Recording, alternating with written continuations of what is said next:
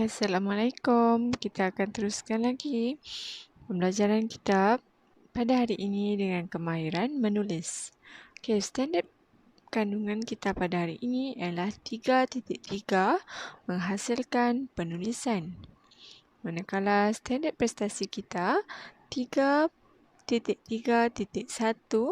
menghasilkan penulisan naratif dan bukan naratif secara separa terkawal.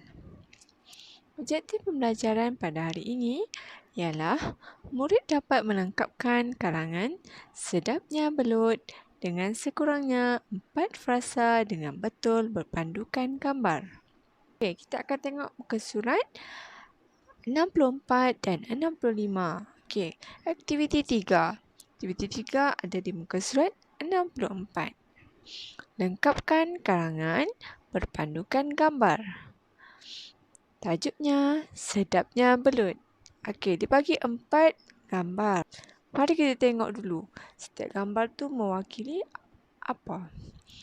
Okey, gambar yang pertama. Tengok gambar dia. Melepaskan anak belut. Kenapa cikgu cakap anak belut? Sebab dia letak dalam tong yang kecil sahaja. Jadi, lebih sesuai diletakkan anak belut. Yang kedua adalah akuarium. Dalam akuarium. Maksudnya, belut tu dah membesar, jadi dia letak dalam akuarium.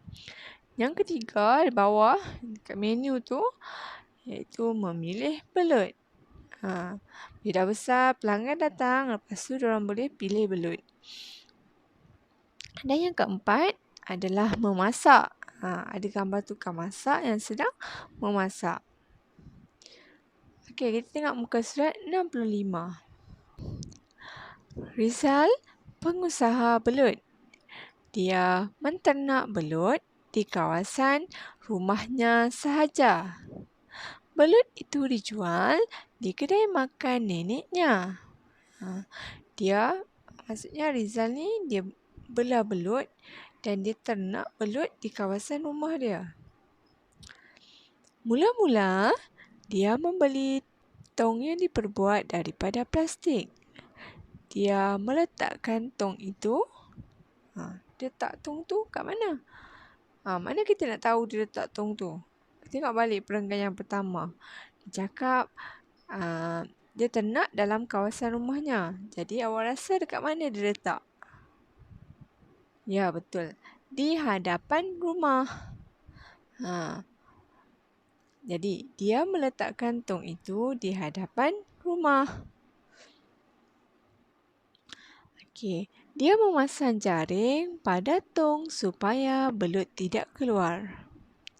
Seterusnya, dia melepaskan apa? Ke dalam tong itu. Melepaskan apa?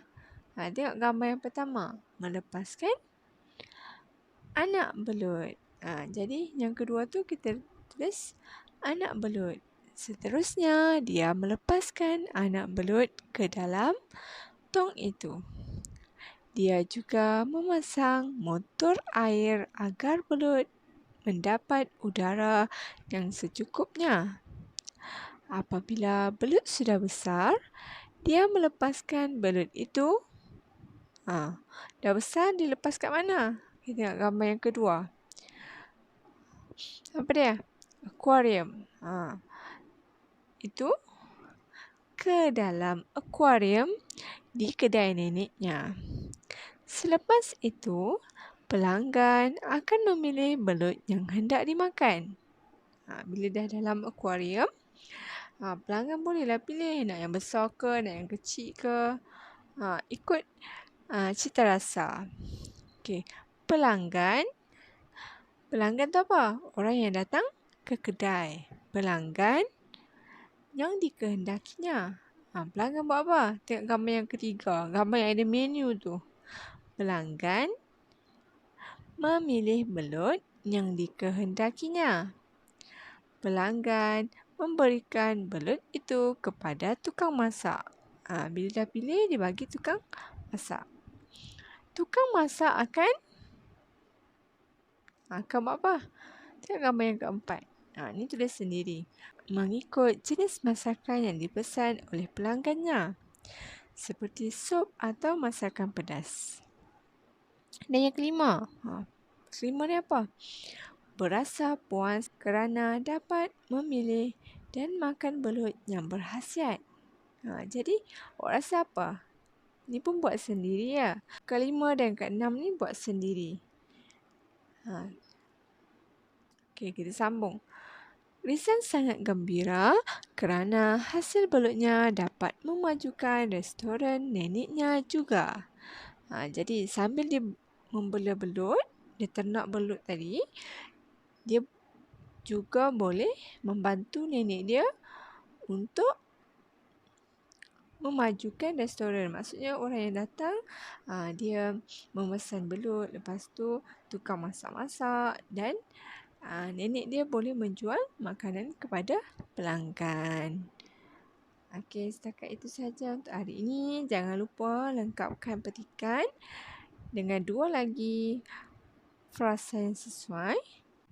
Dan setakat itu sahaja untuk hari ini. InsyaAllah kita jumpa lagi esok. Assalamualaikum.